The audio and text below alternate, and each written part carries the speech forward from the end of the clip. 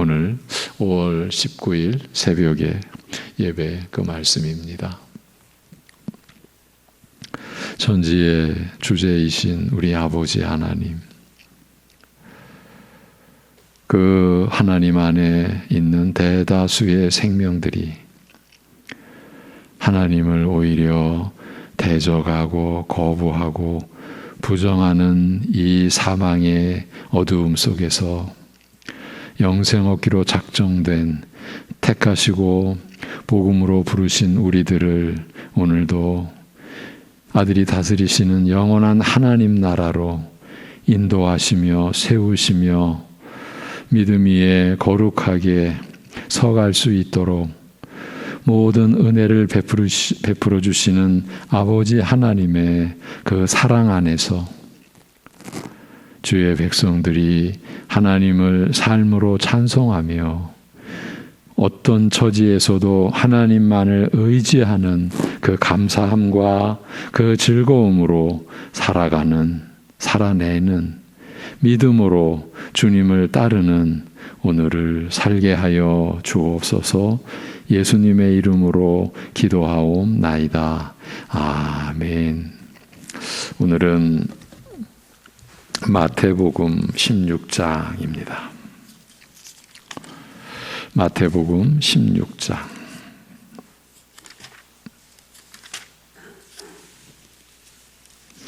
24절, 25절 두 절을 보시겠습니다.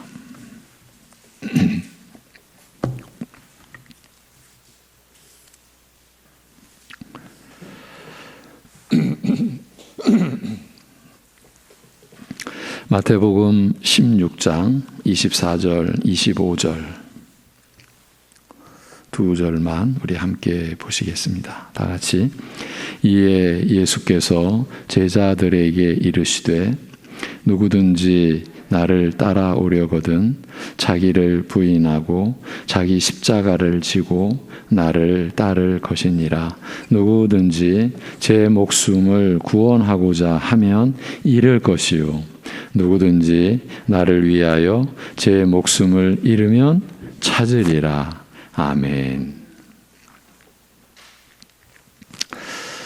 지난주 월요일, 그러니까 5월 10일 새벽 이 시간에 이 질문을 드렸습니다. 왜 선한 것을 취하라고 하신 것일까요? 데살로니가 전서 5장에서의 말씀, 그 말씀을 붙들고 왜 선한 것을 취하라고 하신 것일까요? 이 질문을 드렸습니다. 모든 것을 시험하고 입증해서 선한 것을 취하라. 범사에 헤아려 좋은 것을 취하라고 한 이유가 어디에 있을까를 여쭈었던 겁니다. 그 구절이 속한 앞뒤 내용을 함께 보면 그렇게 하라 하신 이유는 명백합니다. 즉 자신을 위하여 그리 하라고 한 것은 아닙니다. 오히려 남을 위하여 그리고 서로를 위하여 그리 하라고 하신 것으로 이해해야 맞을 듯 싶습니다. 데살로니가 전서의 내용입니다. 그래서 자기가 아닌 남을 그리고 서로를 위하는 것이 선이라고 하며 자기만을 위하는 것이 악이라는 개념을 데살로니가 전서를 마무리하는 단계에서 우리는 정리할 수 있었습니다. 그리고 악은 인간의 자기 중심에서 비롯된 것이고 선은 하나님으로부터 나오는 것이라는 점을 다시 정리하고 확인하기 위해서 창세기 2~3장을 살펴보게 된 것입니다. 사람이 모든 피조물과 구별되는 첫 계명이 주어지는 장면입니다. 여호와 하나님이 그 사람을 이끌어 에덴 동산에 두어 그것을 경작하며 지키게 하시고 여호와 하나님이 그 사람에게 명하여 이르시되 동산 각종 나무의 열매는 내가 임의로 먹되 선악을 알게 하는 나무의 열매는 먹지 말라. 내가 먹는 날에는 반드시 죽으리라 하시느니라. 결국 사람은 이 말씀을 어겼습니다. 이 불순종의 핵심은 결국 자신을 위한 행위였다라는 점을 우리가 확인하고 짚어본 것입니다. 그러면 피조물이 자신을 위한 행위를 했다라는 점이 의미하는 바는 무엇입니까? 이 질문에 답하기 위해서는 자신을 위한 행위를 하기 이전에 사람의 형편과 처지를 살펴보면 됩니다. 이전에는, 그러니까 범죄하기 이전에는 피조물이 자신을 위할 필요가 없었습니다. 창조주 곧 하나님께서 모든 것을 베풀어 주셨기 때문입니다. 사람을 위한 모든 것을 하나님께서 제공해 주시고 있었습니다. 그래서 사람은 에덴의 모든 것, 선하고 완벽한 모든 것을 누리고 번성하면서 에덴이라는 하나님의 집을 가꾸고 다스리면서 그 안에 있는 모든 것들도 함께 번성토록 했으면 되었습니다. 하나님의 선하심과 하나님의 충만하심으로 에덴에서는 그 어느 것도 부족함이 없었으니 하나님의 형상으로 지음받은 사람은 자신을 위한다는 개념 자체가, 그런 의식 자체가 필요치 않았습니다. 이렇게 보았을 때 피조물이 자신을 위한 행위를 하게 됐다라는 것은 피조물인 주제에 독립을 했다, 독립선언을 했다는 뜻입니다. 자신의 모든 것이었고 자신이 필요한 모든 것을 부족함이 없이 채워주시고 공급해 주시는 하나님을 떠났다는 것을 스스로 입증하고 있다는 말입니다. 정확히 말하면 피조물이 창조주를 버린 것입니다. 이렇게 되어 사람은 자신을 위한 행위를 하게 된 것입니다. 그러므로 사람의 자신을 위한 행위는 하나님 중심의 세계, 곧 하나님이 다스리시는 나라를 떠나서 자기 중심의 나라를 스스로 세운 것이라고 할 수 있습니다. 첫사람은 이런 기회가 왔다고 여겼을 때 주저하지 않고 이 기회를 잡은 것입니다. 사람이 자신을 위해 산다라는 뜻이 이렇다는 것입니다. 우리가 계속해서 살피고 있는 주제와 그 요점입니다. 사람이 자신을 위한다는 게 도대체 뭐냐 하는 겁니다. 어쩌면 너무 당연한 얘기인, 사람은 누구나 자신을 위해 산다는 이 말에 인간 최악의 문제가 도사리고 있는 것입니다. 우리가 어찌 이를 알았겠습니까? 하나님의 말씀의 안내와 인도함을 받아서 이러한 내용을 우리가 취할 수 있게 된 거죠. 그렇지만 하나님께서는 이렇게 타락한 인간을 그대로 끝내시지 않고 택하신 사람들을 하나님의 진노하심 가운데서 구원해 내시고자 아들을 보내셨습니다. 이것이 모든 성경의 역사요 내용입니다.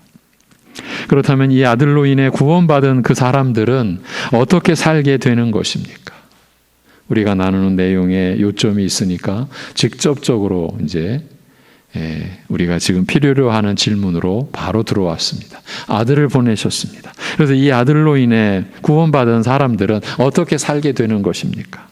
하나님의 진노하심을 받아야만 하는 처지에 빠져든 첫사람의 불순종은 하나님과 같이 되고자 하는 곧 제 자신을 위한 목적을 이루고자 하는 데서 일어났던 일이지 않습니까? 그러니까 자신을 위한 선택이었습니다.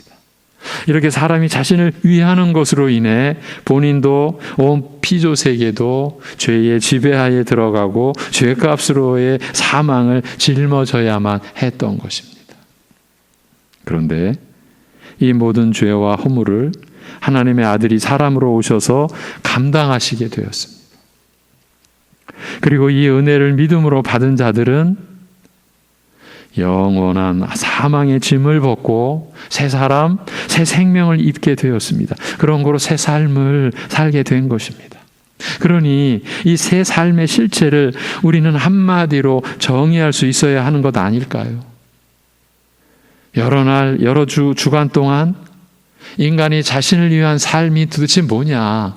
이 어쩌면 질문조차도 성립이 안 되는, 너무나 마땅하다고 그렇게 사람들이 생각하는, 자신을 위해 먹고 자신을 위해 마시고 자신을 위해 입고 그렇게 살아가는 그러한 우리에게 도대체 자신을 위한 게 도대체 뭐냐? 이 질문을 우리가 들여온 그 맥락 하에서 우리는 이 새 삶의 실체를 한마디로 정의할 수 있어야 하는 것 아니냐는 겁니다. 외인고안이 자신을 위한 목적으로 자신을 위한 선택을 함으로써 모든 악과 사망을 불러왔었으니까요. 그런데 예수 그리스도께서 십자가에 못 박혀 죽으심으로써 그 모든 죄악을 사하여 주시고 영원한 저주인 사망에서 건져 주셨지 않습니까?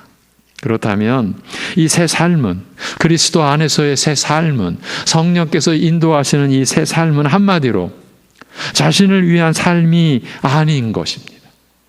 예. 자신을 위한 삶을 살 수 없게 된 것입니다. 예. 자신을 위한 삶을 살지 않게 된 것, 이것이야말로 새 사람 된 우리 신자들의 새 삶의 실체가 아니고 무엇이겠습니까? 우리 신자들이 자신을 위한 삶을 살고자 할 때 이제 우리는 우리 스스로에게 그건 너 옛사람의 모습이야. 자기가 자신에게 그건 너의 옛사람, 그리스도와 함께 못 박혀 죽은 너 그 옛사람의 성정이야. 우리는 우리 자신을 향해 이렇게 말할 수 있어야 하는 그런 사람, 그런 삶을 살게 된 것이 아니냐 이 말이죠. 자신을 위한 삶을 살지 않게 된 것, 이제 자신을 위한 삶이 아닌 것,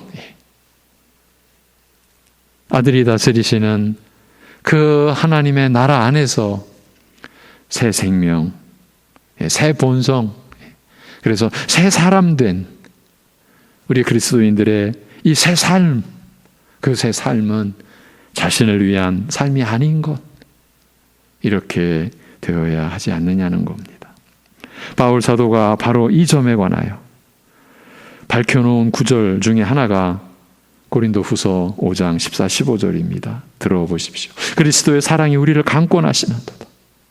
우리가 생각하건대 한 사람이 모든 사람을 대신하여 죽었은즉 모든 사람이 죽은 것이다. 이것은 택함 받은 모든 사람입니다. 그가 모든 사람을 대신하여 죽으심은 살아있는 자들로 하여금 이제 그리스도 안에서 새 생명을 받아서 이제 하나님의 영광을 위해 살아가는 이 살아있는 자들로 하여금 다시는 그들 자신을 위하여 살지 않고, 이렇게 되어 있습니다. 다시는 그들 자신을 위하여 살지 않고 오직 그들을 대신하여 죽었다가 다시 살아나신 이를 위하여 살게 하려 함이라고요. 다시는 그들 자신을 위하여 살지 않고 오직 그들을 대신하여 죽었다가 다시 살아나신 이를 위하여 살게 하려 하심이라. 다시는 그들 자신을 위하여 살지 않고, 바로 이 점을 우리가 수주 동안 살피고 있지 않습니까?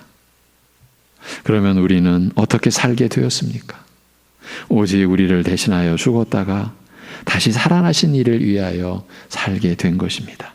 이것이 새 생명으로 새 삶을 사는 그 실체, 그 실상, 그 내용인 것입니다. 그래서 바울은 이 9절 뒤에 17절에서 그런즉 누구든지 그리스도 안에 있으면 새로운 피조물이라. 새로운 창조가 지금 일어난 거예요. 그리스도 안에서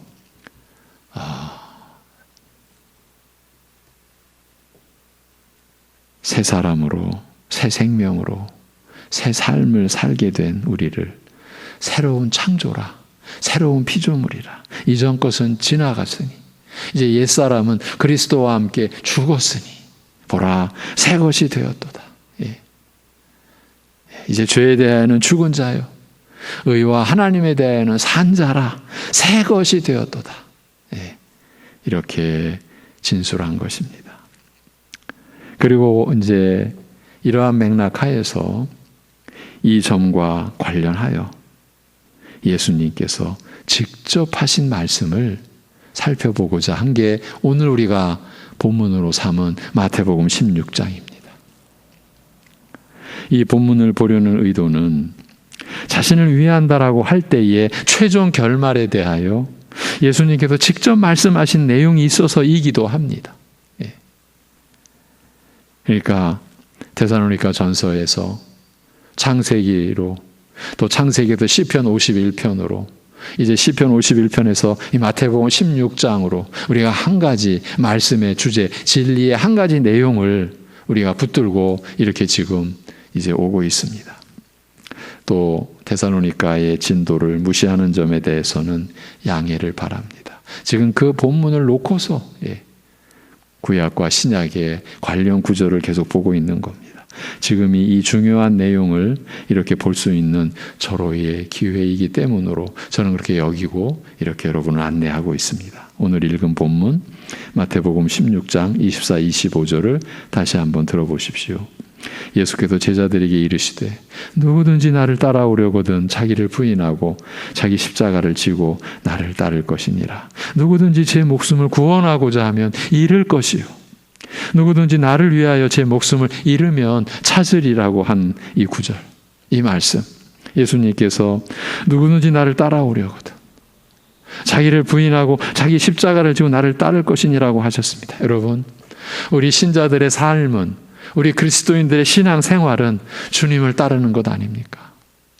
주님과 함께, 그래서 모든 삶 속에서 함께하는 주님을 따르는 것 아닙니까? 그렇다면 자기를 부인하고 자기 십자가를 지라고 말씀하셨습니다. 자신을 위한 삶을 살고자 하는 자는 나를 따를 수 없다라는 뜻으로 이해할 수도 있는 구절입니다. 예수님은 자신을 위한 삶을 살지 말라고 하시지 않고 아예 자기를 부인하라고 하셨습니다. 그리고 자기 십자가를 지고 나를 따르라고 하셨습니다. 사람이 살아가는 모든 것을 부정하신 듯 보입니다.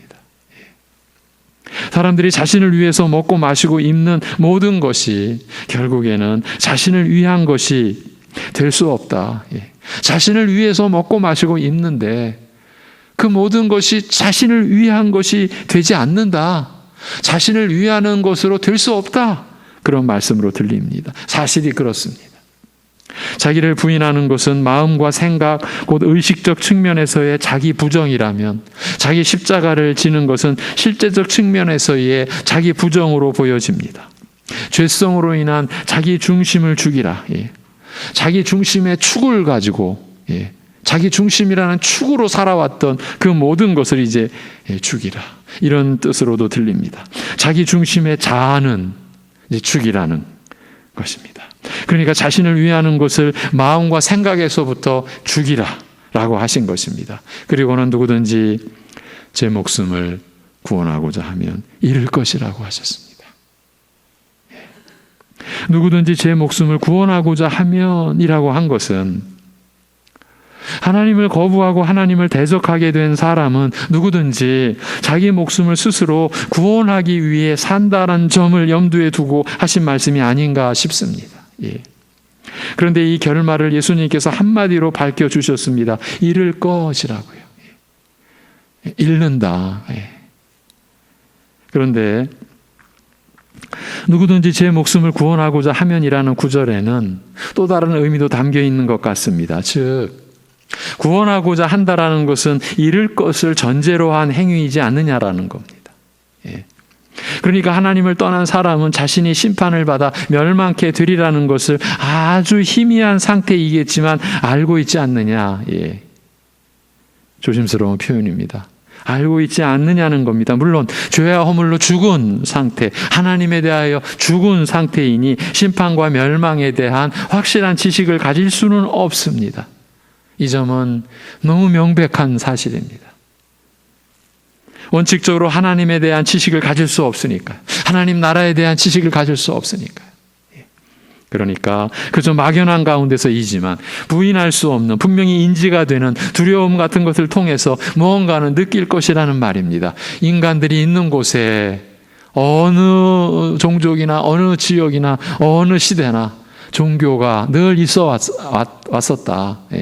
사제들, 무당들이 늘 있어 왔었다. 이것은 인간의 이 막연한 두려움, 분명히 있는데 느끼지는 못하는, 분명히 그 실체를 붙잡지 못하는 인간의 내재, 인간 속에 내재되어 있는 에덴에서부터 첫사람이 지녔던 그 치명적 수치심, 죄로 인한, 그리고 하나님 앞에서의 씻어낼 수 없는 두려움, 이것이 인간들이 모든 종교를 만들어낸 이 영원히 심어진 인간 존재 속에서 인간은 어쩔 수 없이 그 두려움을 안고 살아가면서 만들어낸 모든 종교가 그 증거가 아니겠느냐라는 겁니다. 그런 가운데서 인간은 스스로 자기 목숨을 잃지 않으려고, 이건 그야말로 본능 중에 본능이죠. 그래서 멸망을 받지 않으려고, 그래서 구원하고자 한다라는 것입니다. 이것이 사람이 살아가는 목적이요 이유라는 뜻입니다. 그렇기 때문에 사람은 더 필사적으로 자신을 위해 자기 중심으로 살게 되어 있는 것이 아니겠습니까? 왜 사람이 자기 중심으로 살지? 그럴 수밖에 없는 겁니다. 더 필사적으로, 똑똑한 사람이면 더, 지혜로운 사람이면 더, 힘 있는 사람이면 더 무엇을 위해서? 자기를 위해서, 자기 중심으로. 그렇지만 예수님은 이에 대하여 단 한마디로 잃을 것이라고 하셨습니다. 얻을 게 하나도 없다고. 자기 중심의 삶, 자신을 위한 삶의 모든 것이 헛될 것이라는 이 말씀입니다. 아무리 자신을 위한다라고 해도 자기 목숨을 지키지 못할 것이라는 뜻입니다. 결국은 다 잃을 것이라고 하신 말씀이 아니겠습니까? 목숨을 잃는데 무엇을 취할 수가 있겠습니까? 사람이 자신을 위하여 평생토록 노력하고 애쓰고 수고한 모든 것의 결말이 잃을 것뿐이라고 하신 것입니다. 이 한 소절, 이 한마디의 말씀에 담긴 내용이 우리 인생의 모든 것을 보여준 것이죠. 잃을 것뿐이다. 그런데 사람들은 움켜줍니다. 힘 있는 사람은 더, 지식 있는 사람은 더 움켜줍니다. 그럼에도 불구하고 이렇게 말씀하셨는데, 그럼에도 불구하고 지금까지 이 땅 위에 거의 대다수의 사람들은 자신들을 위해 살아왔고, 그리고 앞으로도 이 땅의 거의 모든 사람들은 자신들을 위하여 살아갈 것입니다. 잃을 것뿐인 생애를 살아가는 것이 인간이라는 말입니다. 이런 사람들 중에서 구별된 사람들이 일어났습니다. 하나님에 의하여 택함을 받은 사람들입니다. 그들은 세상을 이제 거꾸로 볼 줄을 알게 된 사람들이요. 그래서 그들은 자신을 위하는 삶을 뒤집어서 거꾸로 살아가게 된 사람들입니다. 신자는 누군가? 이 세상을 뒤집어 사는 사람들, 세상을 거꾸로 보는 사람들, 자신을 위하는 삶을 뒤집은 신자의 삶. 그 신자의 삶은 어떤 것입니까? 다음 구절에서 그 삶을 예수님께서 소개하여 주셨습니다. 오늘은 이 소개하는 것으로 그칠 것입니다. 그 삶은 이 세상 거의 모든 사람들의 삶과 정반대의 삶입니다. 예수님께서 그 삶을 향해 나아갈 수 있는 길을 열어주셨습니다. 그 길은 모든 것을 잃는 길이 이제 결코 아닙니다. 절대 아닙니다. 이렇게 말씀하셨습니다. 누구든지 나를 위하여 제 목숨을 잃으면 구원하리라. 마가복음 8장 35절에서는 누구든지 자기 목숨을 구원하고자 하면 잃을 것이요, 누구든지 나와 복음을 위하여, 마태복음에서는 나를 위하여, 마가복음에서는 나와 복음을 위하여 자기 목숨을 잃으면 구원하리라 라고 하셨어요. 누구든지 나와 복음을 위하여 자기 목숨을 잃으면 구원하리라는 것입니다. 자신을 구원하고자, 자신을 위하여 산다라고 하면 잃을 터이지만, 하나도 남김없이 다 잃을 터이지만,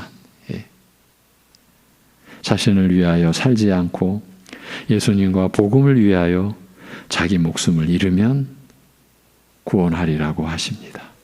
앞에서 본 고린도후서 5장 15절, 그가 모든 사람을 대신하여 죽으심은 살아있는 자들로 하여금 다시는 그들 자신을 위하여 살지 않고 오직 그들을 대신하여 죽었다가 다시 살아나신 이를 위하여 살게 하려 함이라고 하신 말씀과 같습니다. 바울 사도가 예수님의 말씀 그대로, 이 복음서에 기록된 말씀 그대로 받아서 그대로 자신의 편지, 성령 안에서 기록한 그 하나님의 말씀으로서의 그 자신의 편지에 이렇게 기록해서 전한 것입니다. 다시는 그들 자신을 위하여 살지 않고 오직 그들을 대신하여 죽었다가 다시 살아나신 이를 위하여 살게 하려 함이라. 여러분, 우리가 신자로서 살아오는 지난 날을 잠깐 돌아보았으면 합니다. 우리의 시선이 그리스도를 위한다라는 이 말씀에 얼마나 가깝게 다가와 있습니까? 우리가 얼마나 내가 복음을 위하여 그리스도를 위하여 산다라는 그런 의식, 그러한 믿음의 내용을 실제적으로 구체적으로 붙잡고 있었는가 하는 점을 우리 질문해 보자라는 겁니다. 남에게가 아니라 우리 각자 자신에게, 나에게 내 시선이, 내 삶의 목표가, 내 삶의 내용이 주님을 위한다라고 하는 이 고백으로 일어나고, 고백으로 드러나고, 고백으로 구체적으로 나타난 그 면이 내가 살아온 삶 중에서 얼마나 될까? 내가 복음을 위하여 이제 살게 된, 이제 영원히 죽지 않는, 하나님 앞에서 이제 영원히 쓰러져 가지 않는,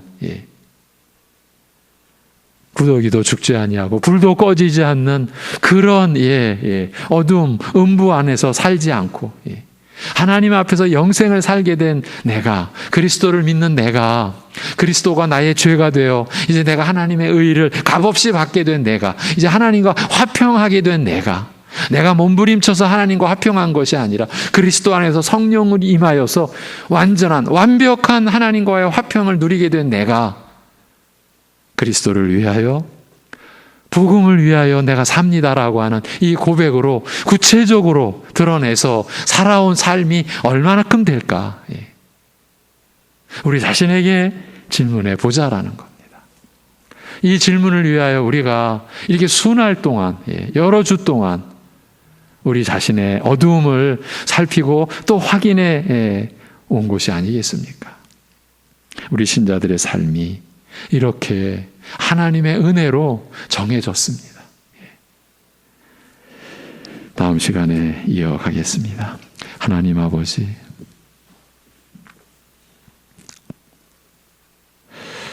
온 세상을 우리가 보면 이 땅을 사람들이 마치 주관하는 것 같고, 그래서 사람들의 그 모든 삶 속에 뭔가 희망이 있는 것처럼 때로는 보일 때도 있고, 그 모든 세상을 하나님께서는 잃을 것을 붙잡고 살아가는 것이라고 오늘 말씀하셨습니다.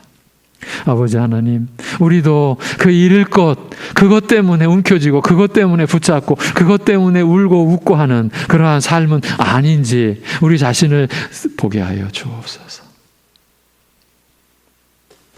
우리를 대신하여 죽었다가 다시 살아나신 이를 위하여, 우리 주 예수 그리스도를 위하여 우리가 산다, 우리가 일한다라고 하는 그러한 의식이 우리 안에 얼마나 있어 왔는지를 분명히 돌아볼 수 있도록 하여 주옵소서. 내 인생은 내 것이 아님을, 그럼에도 끊임없이 죄성이 발로하여 내 인생이라고 그렇게 주장하고 싶은 그런 우리 자신의 이 어두움, 이 완악함, 이 패역함을 들여다볼 수 있는 은혜를 허락하여 주옵소서. 성령의 역사가 아니시면, 은혜가 아니면 우리가 우리 자신에게 눈이 감겨지고 보지 못하게 되는 그러한 우리임을 고백하오니, 이러한 말씀, 이러한 진리 앞에서 우리 자신을 보게 하여 주옵소서. 하나님 아버지, 우리가 죄사함을 받고 누리는 하나님과의 화평함의 그 삶의 내용이 이제 가족과 누군가 이웃과 서로를 위하는 그 삶, 이미 나는 그리스도로 온전해지고 충만해진 그 사실을 믿음으로 인하여서 주고 나누어 주어도 부족할 것이 없고, 시체말로 본전 생각나지 않는 그런 우리 자신임을 우리가 분명히 붙들 수 있는 그런 은혜를 우리에게 내려 주옵소서. 하나님 아버지, 우리가 신앙생활조차도 그저 헛된 것, 그저 잃을 것뿐인 것을 우리가 움켜잡기 위한 그런 거짓된 신앙생활은 아닌지 보게 하여 주시옵소서. 우리 각자 한 심령이 이러한 갱신과 개혁과 새로운 삶으로의 이 변화가 매일매일 우리를 향하신 하나님의 뜻이고, 그리고 그러한 새로움 속에서 우리를 통해 하나님의 나라가 이 땅 위에 이루어지고 확장되어져 가게 하신 하나님의 그 섭리, 하나님의 우리를 향한 뜻이 우리가 늘 기도하며 구하는 목적이 되게 하시고 내용이 되게 하여 주옵소서. 하나님 아버지, 참으로 세상처럼 드러내고 또는 겉으로 어떤 외모가 아니라 바로 우리 각 신자들의 지금 살아가는 바로 그 모습. 어쩌면 사람들조차도 새로운 것은 하나도 없어 눈여겨보지 않는 우리의 그 평범한 그 모습 속에 이러한 하나님의 영원하시고 거룩하시고 이 신령한 뜻이 임하고 있으며, 그래서 우리는 외적으로는 평범하나 내적으로는 그리스도를 위하여 복음을 위하여 살고자 하는 그 중심이 이제 더 풍요하게, 더 충만하게, 더 풍성하게 드러나는 우리 신자들의 이 내적인 변화가, 복음으로 인한 변화가, 새 생명으로 인한 변화가 날마다 사랑하는 성도들의 심령 속에, 그리고 거하여 살아가는 그 환경 속에서 드러나는, 그래서 사망의 향기를 풍기는 게 아니라 생명의 향기, 곧 그리스도의 냄새를 풍기며, 그래서 하나님을 기쁘시게 하는 삶을 살아갈 수 있게 하여 주시옵소서. 모든 것을 주님께 의탁하옵고 우리 주 예수 그리스도의 이름으로 기도하옵나이다. 아멘.